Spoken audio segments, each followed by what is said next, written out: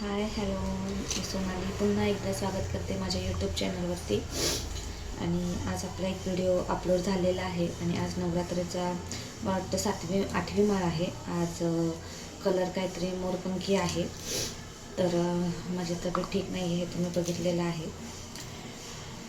तर आता थोडंसं मला ठीक वाटतं. ठीक म्हणजे थोडी चक्कर आहे, औषधांचं थोडं रिॲक्शन आहे. आज सकाळी उठली, आता हा संध्याकाळचा व्हिडिओ आहे, 4:30 वाजत आलेत, म्हणजे सहजच व्हिडिओ काढावा म्हणून काढत आहे. सकाळी उठायला होत नव्हतं. पारस आज शाळेत जाऊ शकला नाही कारण मला सकाळी खूप चक्कर करत होती. 3:30-4च्या दरम्यान मला खूप खोकला यायला लागला. त्याच्यामुळे मी परत औषध घेतलं आणि मला ते काय रिॲक्शन जी चढली तर मला काय उठायला जमत नव्हतं.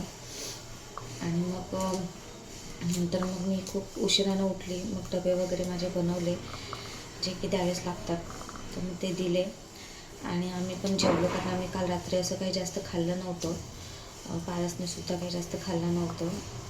त्याच्यामुळे मग आम्ही थोडंसं सकाळी उठून पहिल्यांदा मी जेवण वगैरे केलं, पूजा वगैरे आटपली. लादी तर पुसली नाही, फक्त कचरा वगैरे काढला होता. देवपूजा वगैरे केली आणि मग मी पारसला पहिल्यांदा जेवायला दिलं. जेवण पहिल्यांदा करून घेतलं आणि पारसला आणि माझे टिफिन दिले. त्याच्यानंतर मग मी स्वतः जेवले आणि रेस्ट केलं. आज पारस स्वतःच ट्युशनला एकटा चालत गेला. तो बोलला मम्मी मी जातो चालत.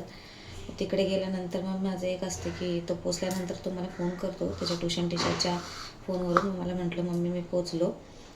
तर मग मी पुन्हा झोपली थोडीशी, पण काही एवढी झोप लागली नाही. पण आता जरा फ्रेश वाटतं, थोडी गुंगी उतरलेली आहे.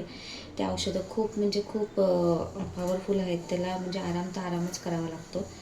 आणि आता उठली, पारसला यायचा टाईम झाला ट्युशनला. जाताना मी त्याला सोडत असते, येताना तो येतो चालत. इथे जवळच आहे, पण मी नाही त्याला शक्यतो पाठवत. तर हे डाळिंब आहे, तुम्ही बघू शकता. हे पारससाठी मी सोलून ठेवते, तो आल्यावर खाईल. एक मिनटं.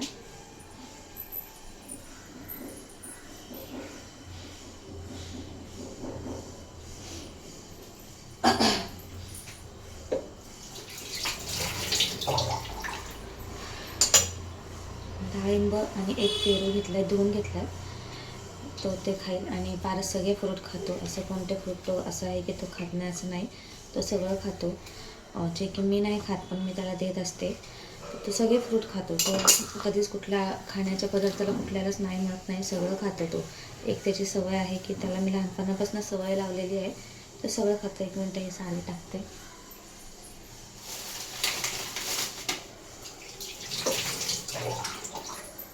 पारस असं आहे की तो सगळ्या गोष्टी खातो. तो माझ्या खाण्यापिण्याच्या बाबतीत तो त्याच्या पप्पांवरती आहे.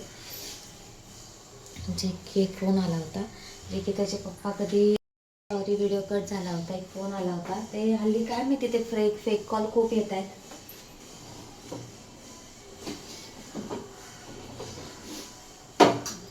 खूप असे फेक कॉल येत आहेत. मला मेसेज पण आला होता, OTP पण आला होता पारसच्या पप्पांच्या नावाने. ते लोक काय करतात की आपल्या पुढे किंवा मागे कोणाचं नाव आहे ते बघून आपल्याला त्यांच्या नावाने OTP वगैरे पाठवतात. आपल्याला वाटतं की आपल्याच व्यक्तीचं आहे.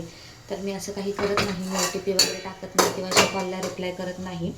पारसच्या पप्पांनी मला सांगून ठेवलेलं आहे की असं काही झालं तर काहीच करायचं नाही रिप्लाय, सरळ फोन कट करायचा म्हणून. आणि एकदा असंच झालं होतं. एकदा मला एका व्यक्तीने कॉल केलेला, मला म्हटला की तू सूरज आवळे तुमचे मिस्टर आहेत का? तर मी बोलले हां माझे मिस्टर आहेत, बोला. म्हटलं काय झालं? तर मला त्यांनी सांगितलं की मला ना त्यांना 2,000 रुपये द्यायचे आहेत, तर त्यांनी ना तुमच्या अकाउंटला पाठवायला सांगितले. तर म्हटलं ठीक आहे पाठवा म्हटलं. तर मला म्हणतात की तुमचा हे द्या बोलते, काय म्हणतात, स्कॅनर द्या. तर मी म्हटलं मी स्कॅनर नाही देणार, तुम्ही ह्याच्यावरती ह्या नंबरवरती GPay Google Pay सगळं आहे, ह्याच्यावरती पे करा. कारण मला चांगलं माहिती आहे की पारसच्या पप्पांनी जर असा माझा कोणालाही माझा नंबर दिला ना, किंवा कुठल्या नातेवाईकाकडे पण जरी येणार असेल ना कॉल, तर ते मला पहिल्यांदा सांगतात सोनाली अशा अशा व्यक्ती तुला फोन करेल किंवा काय, म्हणजे पूर्वसूचना ते मला अगोदरच देतात. आणि एखाद्या व्यक्तीकडनं मला 2,000 घ्यायचेत ही गोष्ट मला माझा नवरा सांगणार नाही का? तर मी त्यांना सरळ म्हटलं ठीक आहे, एक मिनटं मी माझ्या मिस्टरांना लाईनवर घेते. नाही म्हणत ते फोन उचलत नाही आहे. म्हटलं माझा फोन उचलतील ते. म्हटलं मी लाईनवर घेते, तुम्ही त्यांच्याशी बोला. ते जर हो बोलले ना तर मी स्कॅनर पाठवते. तर त्यांनी फोनच कट केला. म्हणजे असे फेक कॉल वगैरे येत आहेत, तर तुम्हीसुद्धा सावधान म्हणजे सतर्क राहा. अशा कुठल्याही कॉलला तुम्ही रिप्लाय करू नका आणि स्कॅनर तर अजिबात पाठवू नका. ते काय करतात, आपला अकाउंट हॅक करतात आणि आपल्या अकाउंटमधले पैसे काढून घेतात. तर असं माझ्यासोबतही झाले. म्हणजे माझे पैसे वगैरे नाही गेले, कारण मी तेवढी हे होती, म्हणजे मला माहिती आहे की पारसचे पप्पा मला सांगतात, त्याच्यामुळे मी हे नाही केलं. तर ते काय रिस्पॉन्स दिला नाही आणि मी एकीकडे काम करत आहे, त्यांना दाखवते. बघा, ही पावडर जी मी पारससाठी बनवली होती ना, आता अर्धी होत आली आहे. हे पारस रोज दुधात घालून पितो. बघा, दुधामध्ये मी थोडीशी साखर टाकलेली आहे आणि इथे दूध गरम करत ठेवलेलं आहे. आता हे दुधात टाकून त्याला देणार आहे. आता हे पारस खाणार आल्यावरती. पारसचं माझ्या एक आहे की तो सगळं खातो, तो कशाला नाही म्हणत नाही. हे पारसचं माझं वैशिष्ट्य आहे खूप चांगलं. एक मिनटं. आणि इकडे बघा तुम्ही, भांड्यांचा राडा तसाच पडलेला आहे, कारण मी झोपली पहिल्यांदा जेवण वगैरे करून. जेवण वगैरे केलं आणि पहिल्यांदा झोपून घेतली मी. एक मिनटं.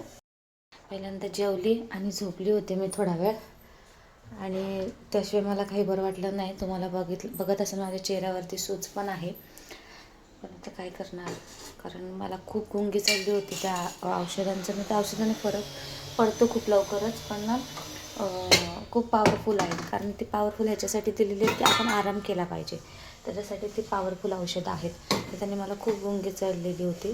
तर मी पहिल्यांदा झोपून घेतलं आणि म्हटलं आवडावं, मला कामाला पण जायचं आहे, कारण मी काल सुट्टी घेतली होती एका कामावरती. एकच काम होतं काल मला संडेला, मी त्याच्यात सुट्टी घेतली होती.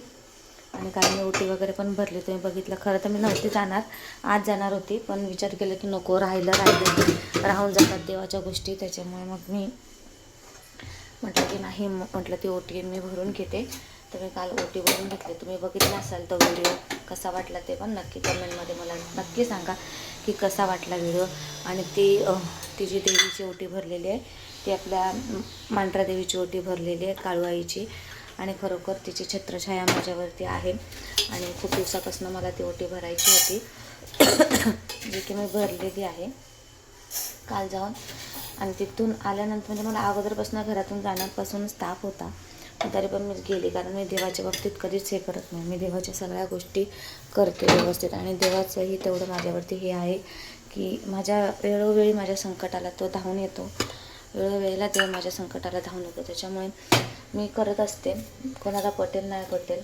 आणि मला म्हणजे मला पर्सनलला मेसेज आला, जे म्हणजे माझे ओळखीचे आहेत ते सुद्धा बघतात ना माझा व्हिडिओ, तर त्यांनी मला मेसेज केला की सोनाली, ती घरामध्ये कोणाची ओटी भरलीस? तर कोणाची असं मी नाही सांगू शकत की मी कोणाची भरली, का भरली, कारण मला काही हे नाही सांगायचं आहे की काय आहे आणि काय नाही, कारण कोणाला पटतं कोणाला नाही पटत, बरोबर आहे. आणि जे मला पटतं ना, अरे ते चहा ठेवायला गेले, त्याच्यात साखर टाकली होती बघा, इथं दूर झाला असेल, पाणी टाकलं नव्हतं, चहा ठेवत होते माझ्यासाठी. तर मला पटतं कोणाला नाही पटत. फक्त मी एवढंच सांगेन की मला भरायला सांगितली होती, ती मी भरलेली आणि मी दरवर्षी भरेन.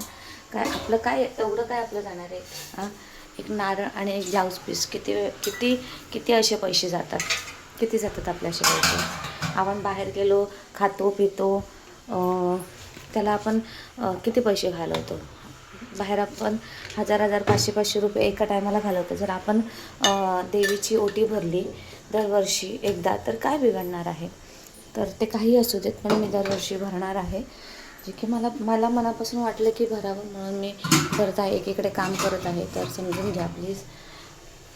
कारण पारस नाही, तुम्हाला माहिती आहे पारस असतो की पारस माझा कॅमेरा म्हणजे माझा फोन धरतो, तर तो आता येईलच, म्हणून त्याच्यासाठी आता मी तर सगळं त्याच्यासाठी करून ठेवलं आहे. आणि पारसचं एक आहे की पारसचं सगळं डाएट आहे ना की वेळेवरती असतं पहिल्यापासून. जसा तो लहान आहे ना, तसं सगळ्या गोष्टी मी त्याच्या वेळेवरती करत असते. आणि हे त्याच्या पप्पांना पण माहिती आहे. काल खरं सांगायचं तर काल तर मी त्याच्या पप्पांना फोन लावला, बोलतो पप्पा मी उपाशी आहे, मम्मीने जेवण नाही बनवलं, मम्मी आजारी आहे खूप. आता मी आजारी आहे ते माहिती आहे त्याच्या पप्पांना, मम्मी आजारी आहे, मम्मीने जेवण नाही बनवलं, मी उपाशीच बसलो आहे असं. तर त्याचे पारस आलं बघा पारस आलेला आहे. तर हाय बोल पारस. तर त्याचे पप्पा बोलले की तुझी आई तुला कधी उपाशी ठेवणार नाही, एवढं मला चांगलं माहिती आहे, ते काहीतरी तुला खायला घालणार, त्याशिवाय राहणार नाही. कारण तो कुठे पण जाऊ दे, मी त्याला सारखं फोन पण करत असते, खाल्लं की नाही खाल्लं की नाही असं त्याचं चालू असतं. आता बघा इथे आलाय तो, तुम्हाला दाखवते. गेला पळून, बघा बघा बघा. आता आलाय ट्युशनवरून, कसं तोंडला परत. पहिले हातपाय धु ठेव. हातच कुठे हात पारसने आता केला हातपाय धुवायला आणि त्याचं मी तुम्हाला सांगितलं ना, तो सगळं खातो. त्याला मीठ लाव. सारे फ्रूट सगळं खातो तो. त्याचं काही देण्याच्या बाबतीत त्याचे काही नखरे नाही आहे. माझे आहेत खूप नखरे, पण त्याचे नाही आहेत नखरे. तो सेम त्याच्या पप्पांवर गेलेला आहे. त्याच्या पप्पांचं पण काही नसतं. त्याच्या पप्पांना तुम्ही काही द्या, नुसतं खिचडी भात दिला तरी ते खाणार, डाळ भात दिला तरी खाणार, असं आहे त्याच्या पप्पांचं. तसंच पारसचं पण आहे, तोही सगळ्या गोष्टी खातो.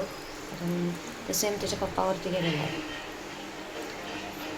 आता मी टी व्ही चालू केली आहे, त्याच्यामुळे तुम्हाला काही एवढा आवाज येणार नाही. तर मला फक्त एवढंच सांगायचं होतं. 1 मिनिट थांबा. पारस आवाज कमी कर. पारस आवाज कमी कर. 1 मिनिट. धर हे दूध पी.